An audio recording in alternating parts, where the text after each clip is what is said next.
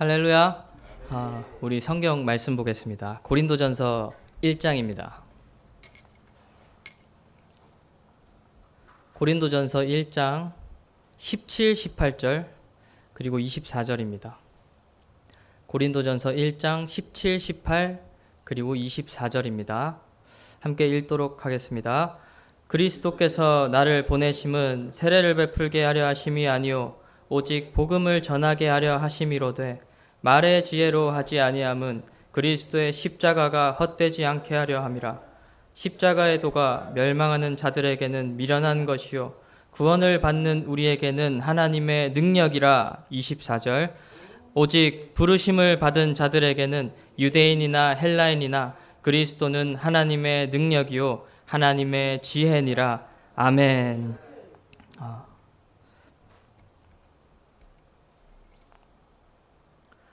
십자가는 하나님의 능력이라고 말씀을 하셨습니다.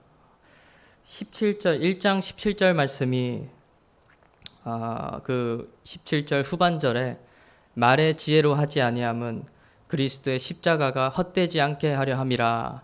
이 말씀이 제가 신앙생활을 시작하고 나서 처음으로 그 성경 구절로 말씀을 받았던 말씀인데요. 말의 지혜로 하지 아니함은 그리스도의 십자가가 헛되지 않게 하려 함이니라. 아멘. 이 말씀이 너무 멋있었습니다.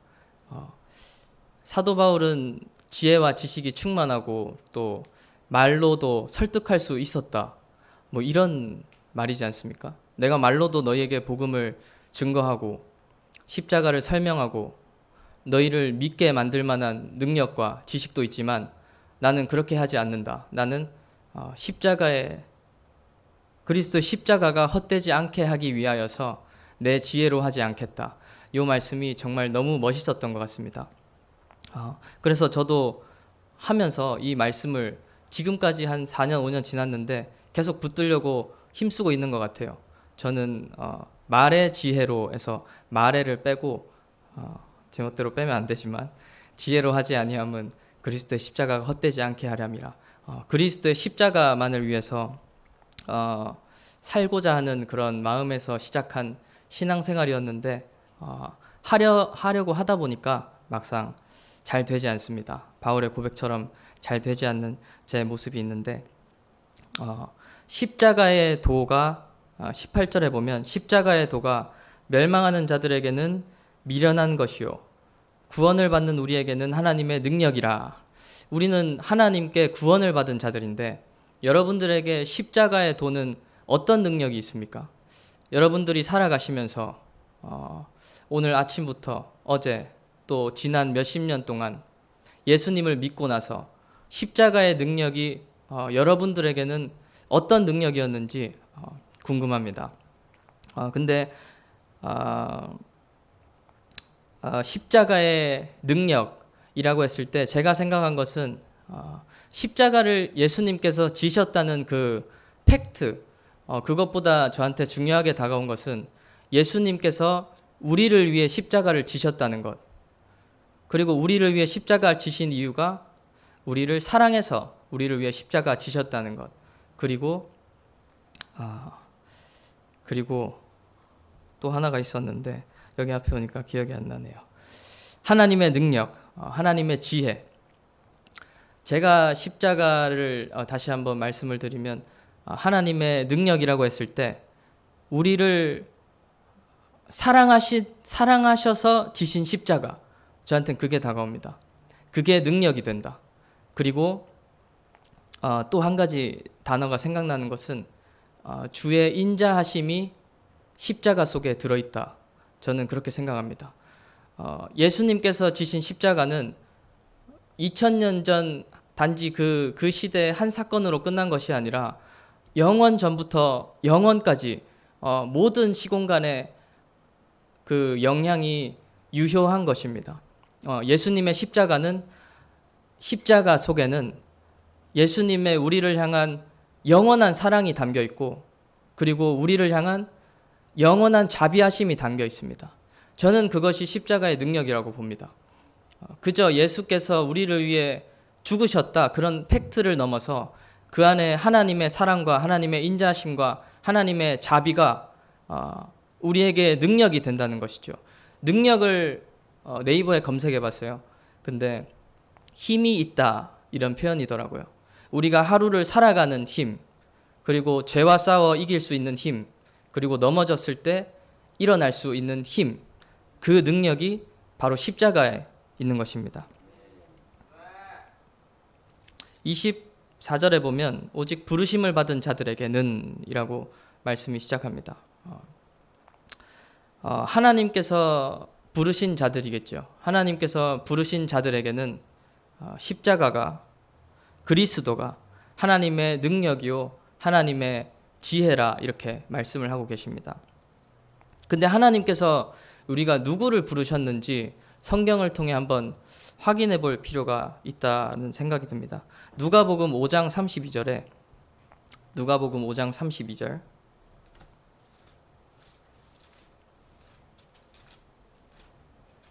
누가복음 5장 32절입니다.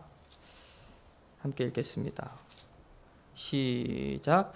내가 의인을 부르러 온 것이 아니요 죄인을 불러 회개시키러 왔노라. 아멘. 마가복음 2장입니다. 마가복음 2장 17절.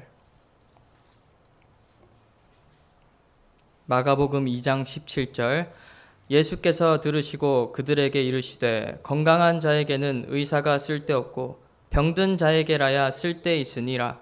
나는 의인을 부르러 온 것이 아니요 죄인을 부르러 왔노라 하시니라. 아멘. 건강한 자에게는 의사가 쓸데없고 병든 자에게라야 쓸데있느니라. 나는 의인을 부르러 온 것이 아니요 죄인을 부르러 왔노라 라고 말씀을 하십니다. 그러면 건강한 자가 있고 병든 자가 이 세상에 있습니다. 근데 성경은 우리 모두가 죄인이라고 말씀을 하고 있기 때문에 여기서 말하는 건강한 자는 자신이 건강하다고 착각하는 자일 것입니다. 자신이 죄인이 아니라고 착각하는 자, 내가 의인이요, 내가 하나님과 동행하는 자요 라고 생각하는 자에게는 예수님이 필요가 없는 것입니다. 그러나 병든 자들, 내가 죄인이고 내가 고칠 수 없는 병이 있고 내가 하나님 없이는 도저히 살 수 없는 자들, 그 자들에게 의사가 필요하다라고 말씀을 하시면서 또 앞서 누가복음에서 봤던 것처럼 하나님께서는 그런 자들을 부르셨다고 말씀하고 계신 것입니다. 그리고 그 부르신 자들에게는 바로 십자가가 능력이 되는 것입니다. 그들에게 십자가가 힘이 되는 것입니다. 능력이 힘이 되는 것이라고 말씀을 드렸었지요. 제가 어떻게 하다 들었는지 모르겠는데 최춘선 맨발의 전도자 맨발의 최춘선 그분의 영상을 가끔가다 한 번씩 보는 것 같습니다. 근데 볼 때마다 드는 생각은 진짜 나는 여기서 지금 뭘 하고 있나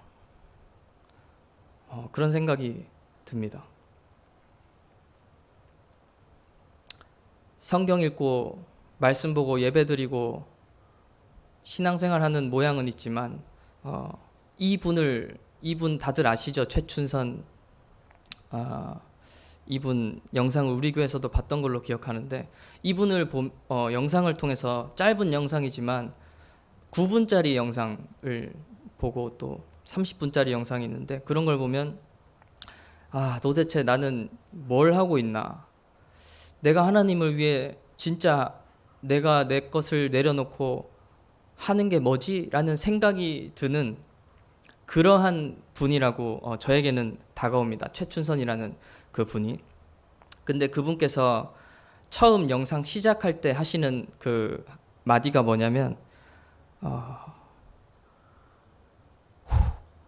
역사상 가장 큰 자비의 초대, 예수 십자가 자비의 초대, 이런 이야기를 하시더라고요. 자비라는 단어가 굉장히 와닿았어요. 십자가에 깃들어 있는 하나님의 자비, 하나님의 인자하심, 하나님의 영원하심, 그리고 하나님의 사랑, 역사상 가장 큰 자비의 초대, 그것은 예수 십자가 자비의 초대, 그렇게 말씀을 하시면서 전도도 하시고 또 막 인터뷰하는 모습들이 있는데, 그 인터뷰하는 중에 또 하시는 말씀이 22살에 부름을 받고 우리 주님 따르는 가운데 있지만 너무너무 불충성, 불순종에 진짜 죄인 중에 괴수인데 하나님의 자비가 한량이 없어서 붙들어 주시니까 날마다 감사와 기쁨으로 승리합니다.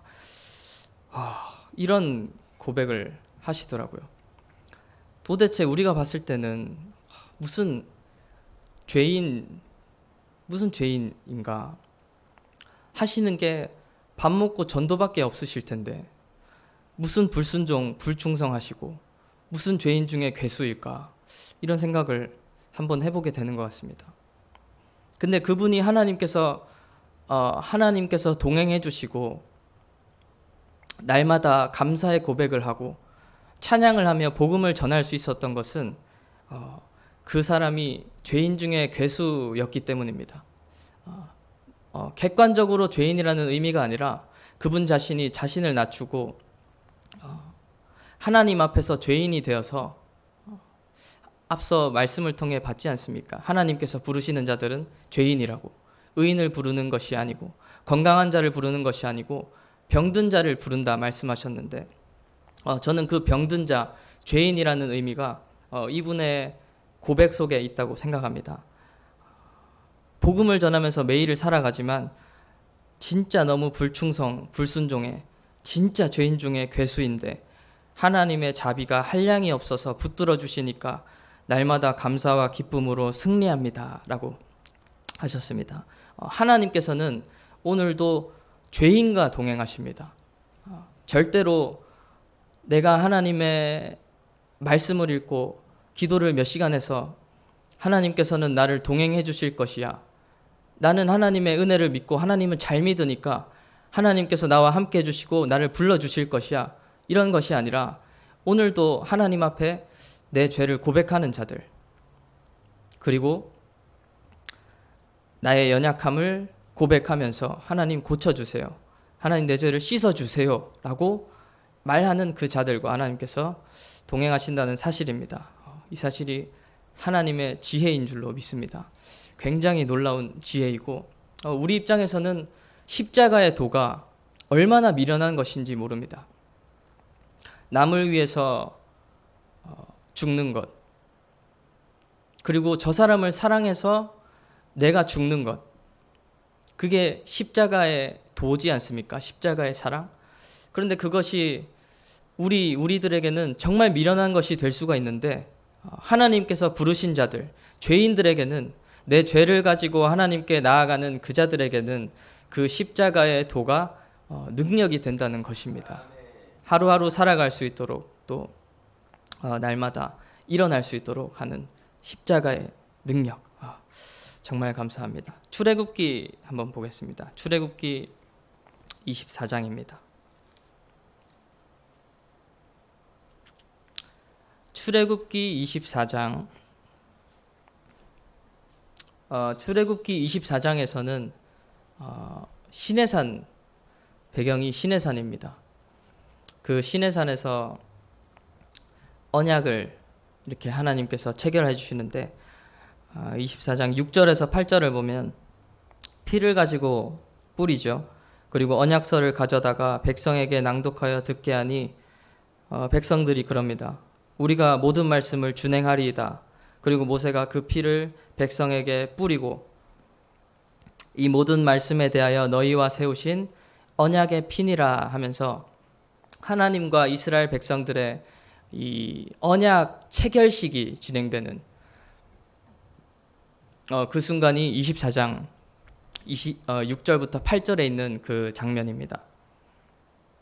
그래서 언약 체결식을 하고 모세가 시내산에 올라가서 40일 동안 하나님께 이 율례들을 받잖아요. 많은 것들을 받아서 내려오는데 뒤에 쭉 넘어가면 32장쯤에 여러분들이 잘 아시는 사건, 금송아지 사건. 네, 금송아지 사건이 나옵니다. 32장에 가면 금송아지 사건이 나오는데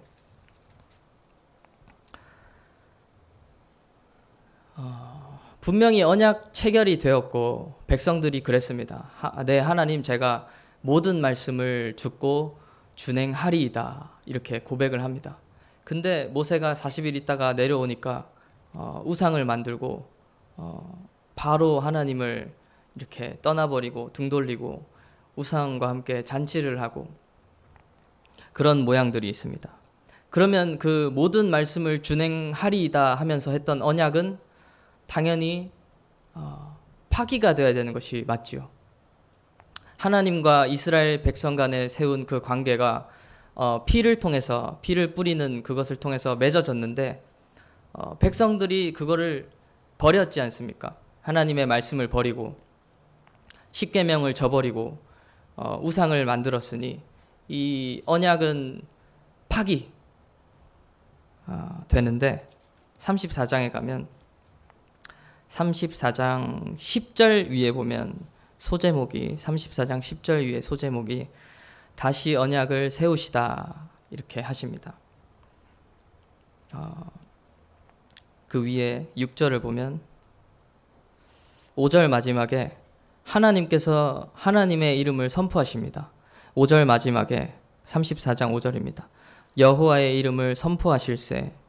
6절 여호와께서 그의 앞으로 지나시며 선포하시되 여호와라 여호와라 자비롭고 은혜롭고 노하기를 더디하고 인자와 진실이 많은 하나님이라. 하나님께서 직접 선포하신 것입니다. 백성들과 이스라엘 백성과 하나님이 언약을 관계를 체결하시고 백성들은 말씀을 준행했어야 됐습니다. 그런데 곧장 모세가 올라간 40일 동안 금송아지를 만들고 하나님을 배반하여서 언약이 파기가 되어버렸습니다. 그러나 여기 다시 언약을 세우시는 근거가 바로 6절의 말씀인데 하나님께서 직접 말씀하여 주시는 것입니다. 다 무너졌던 그 언약을 다시 세울 수 있는 근거. 우리는 하나님의 말씀을 저버리고 하나님의 말씀대로 살지 못하지만 다시 하나님께로 나아갈 수 있는 근거. 그 근거가 바로 여호와라 여호와라 자비롭고 은혜롭고 노하기를 더디하고 인자와 진실이 많은 하나님이라. 요 말씀이 바로 우리가 하나님께로 다시 나아갈 수 있는 근거가 되는 것입니다. 하나님의 인자하심 그리고 하나님의 자비하심이 우리가 하나님께로 다시 나아갈 수 있는 단 한 가지의 근거일 줄로 믿습니다. 그 근거가 바로 예수 십자가에 깃들어 있는 것입니다. 십자가의 도이고 십자가의 능력이 바로 하나님의 자비하심인 것입니다. 하나님의 자비하심과 인자하심이 능력이고 하나님의 영원한 사랑이 능력입니다. 십자가가 능력입니다. 저는 이 말을 다시 한번 그 최춘선 분의 그거를 해서 하면은 역사상 가장 큰 자비와 사랑의 초대가 바로 십자가가 아닐까 생각을 합니다. 왜 하나님께서는 자비하셔야 할까요? 왜 하나님께서는 사랑이 많으셔야 되고 왜 하나님께서는 십자가를 지셔야 됩니까? 우리가 예수님을 믿으면 우리의 죄가 사라진다 이렇게 생각할 수도 있을 것 같습니다. 그러나 예수님께서 십자가를 지신 것은 오늘 바로 우리의 죄 때문에 예수님께서 십자가를 지신 것입니다. 하나님께서 자비가 많으시고 영원한 자비와 영원한 사랑과 그 자비와 사랑을 가지고 십자가에서 죽으셔야 했던 이유는 바로 아담의 죄가 아니라 바로 나의 죄 때문입니다. 바로 여러분들의 죄 때문이고 오늘 아침, 점심, 저녁에 우리가 저질렀던 수많은 죄들 그 죄들 때문에 예수님께서 십자가에 돌아가신 것입니다. 십자가에서 죽으신 것입니다. 그 사실을 깨달았을 때 하나님의 사랑과 하나님의 인자하심이 느껴질 줄로 믿습니다. 시편을 한번 같이 읽기를 원해요. 조금 긴 편인데 136편입니다. 시편 136편. 조금 긴 장이지만 함께 한번 읽어보겠습니다. 136편 시작. 여호와께 감사하라. 그는 선하시며 그 인자심이 영원함이로다. 신들 중에 뛰어난 하나님께 감사하라. 그 인자심이 영원함이로다. 주들 중에 뛰어난 주께 감사하라. 그 인자심이 영원함이로다. 홀로 큰 기이한 일들을 행하시는 이에게 감사하라. 그 인자심이 영원함이로다. 지혜로 하늘을 지으신 이에게 감사하라. 그 인자심이 영원함이로다. 땅을 물 위에 펴신 이에게 감사하라. 그 인자심이 영원함이로다. 큰 빛들을 지으신 이에게 감사하라. 그 인자심이 영원함이로다. 해로 낮을 주관하게 하신 이에게 감사하라. 그 인자심이 영원함이로다. 달과 별들로 밤을 주관하게 하신 이에게 감사하라. 그 인자심이 영원함이로다. 애굽의 장자를 치신 이에게 감사하라. 그 인자심이 영원함이로다. 이스라엘을 그들 중에서 인도하여 내신 이에게 감사하라. 그 인자심이 영원함이로다. 강한 손과 펴신 팔로 인도하여 내신 이에게 감사하라. 그 인자심이 영원함이로다. 홍해를 가르신 이에게 감사하라. 그 인자심이 영원함이로다. 이스라엘을 그 가운데로 통과하게 하신 이에게 감사하라. 그 인자심이 영원함이로다. 바로와 그의 군대를 홍해에 엎드려 뜨리신 이에게 감사하라. 그 인자심이 영원함이로다. 그의 백성을 인도하여 광야를 통과하게 하신 이에게 감사하라. 그 인자심이 영원함이로다. 큰 왕들을 치신 이에게 감사하라. 그 인자심이 영원함이로다. 유명한 왕들을 죽이신 이에게 감사하라. 그 인자심이 영원함이로다. 아모리인의 왕 시온을 죽이신 이에게 감사하라. 그 인자심이 영원함이로다. 바산 왕 옥을 죽이신 이에게 감사하라. 그 인자심이 영원함이로다. 그들의 땅을 기업으로 주신 이에게 감사하라. 그 인자심이 영원함이로다. 곧 그 종 이스라엘에게 기업으로 주신 이에게 감사하라. 그 인자심이 영원함이로다. 우리를 비천한 가운데서도 기억해 주신 이에게 감사하라. 그 인자심이 영원함이로다. 우리를 우리의 대적에게서 건지신 이에게 감사하라. 그 인자심이 영원함이로다. 모든 육체에게 먹을 것을 주신 이에게 감사하라. 그 인자심이 영원함이로다. 하늘의 하나님께 감사하라. 그 인자심이 영원함이로다. 아멘. 147편입니다. 147편 10절부터 11절. 147편 10절부터 11절. 함께 읽습니다. 여호와는 말의 힘이 세다 하여 기뻐하지 아니하시며 사람의 다리가 억세다 하여 기뻐하지 아니하시고 여호와는 자기를 경외하는 자들과 그의 인자심을 바라는 자들을 기뻐하시는도다. 아멘. 하나님께서 오늘도 기뻐하시는 자들은 하나님의 인자심을 바라는 자들이라고 말씀하십니다. 하나님을 경외하고 하나님의 인자하심을 기억하고 마치 금송아지를 만들며 범죄했음에도 하나님께서 직접 하나님의 이름을 선포하여 하며 말씀하신 것처럼 여호와라 인자와 진실이 많은 하나님이시라. 그 하나님께서 하신 말씀이니까 우리가 더욱 믿을 만하고 의지할 만한 것 아닙니까? 하나님께서는 자비하시고 인자하시고 진실이 많으신 하나님이십니다. 어떤 상황 속에서도 하나님께 나아가는 자들을 절대 내버려 두지 않으시는 분이십니다. 버스킹 전도하며 또 나대 전도하면서 제가 복음의 메시지를 선포할 때 가장 담대하게 할 수 있는 메시지가 바로 그것입니다. 여러분들이 하나님께 정말 마음을 드리고 나아가면 절대로 하나님은 가만두지 않으신다. 절대 버리시는 분이 아니시다. 이 메시지를 항상 담대하게 할 수 있는 것 같습니다. 왜냐하면 내가 하는 말이 아니라 하나님께서 성경을 통해 그렇게 말씀하고 계시기 때문에 하나님은 영원한 사랑을 갖고 계시고 영원한 자비를 갖고 계시기 때문에 모세가 금송아지 범죄했을 때 어떻게 상황이 뒤바뀌게 됐는지 혹시 기억하십니까? 범죄했을 때 하나님께서 이스라엘 백성을 멸하려고 하셨습니다.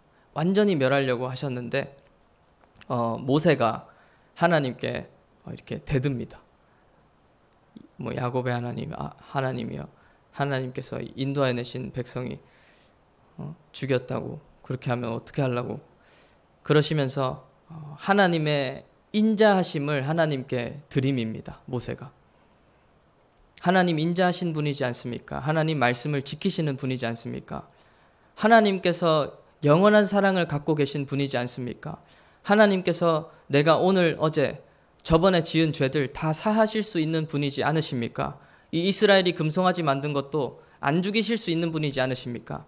그렇게 모세가 하나님께 기도하니까 하나님께서 그 모세의 기도를 합당하게 들으시고는 그들의 목숨을 살려주신 그런 상황이 되었던 것입니다.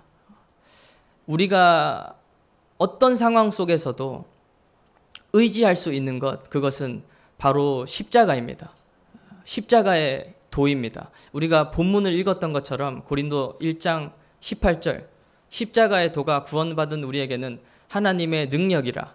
그러나 십자가 지신 그 사건을 말하는 것을 넘어서 그 십자가 속에는 십자가의 사건은 모든 시공간에 유효하기 때문에 영원한 하나님의 사랑이 담겨 있습니다. 그리고 영원한 하나님의 자비가 담겨 있습니다. 우리가 어느 곳에서 어떤 시간에 하나님께 그 십자가를 의지하여 하나님께 나아가도 하나님께서는 받아주시는 분이라는 그 사실이 바로 우리에게 십자가의 도가 되고 또 하나님의 능력이 될 줄로 믿습니다. 오늘도 범죄하고 어제도 범죄하고 또 하나님과의 언약이 파괴되어 마땅하고 사망해야 마땅한, 그리고 지옥에 가야 마땅한 우리들을 구원하신 하나님의 근거는 하나님의 인자하심입니다. 그리고 하나님의 사랑입니다. 우리도 마찬가지로 하나님께서 이웃을 사랑하라 하신 그 말씀의 뜻은 여기에 또 담겨 있습니다. 영혼을 변화시키고 또 사람을 변화시키는 것은 율법이 아니라 사랑과 자비라는 것을 하나님께서 알려주고 계신 것입니다. 오래 참고 노하기를 더디하고 사랑하고 자비하는 것이 또 이 세상 가운데 하나님의 사랑을 전하고 또 생명을 전하는 일일 줄로 믿습니다. 어떤 상황 속에서도 하나님께 나아가시기를 축복합니다. 사람에게 의지하고 또 어떤 상황에, 사물에, 집단에, 공동체, 선생, 부모님에게 나아가지 마십시오. 그분들은 자비가 영원하지 않고 사랑이 영원하지 않습니다. 그러나 하나님께서는 자비가 영원하시고 사랑이 영원하신 분이십니다. 오직 하나님께 나아가셔서 모든 죄를 고백하고 모든 죄를 사함받고 또 하나님의 인자와 사랑과 또 그것을 경험하며 하나님과 동행하시는 여러분들이 되시기를 축복합니다. 우리 함께 기도하겠습니다.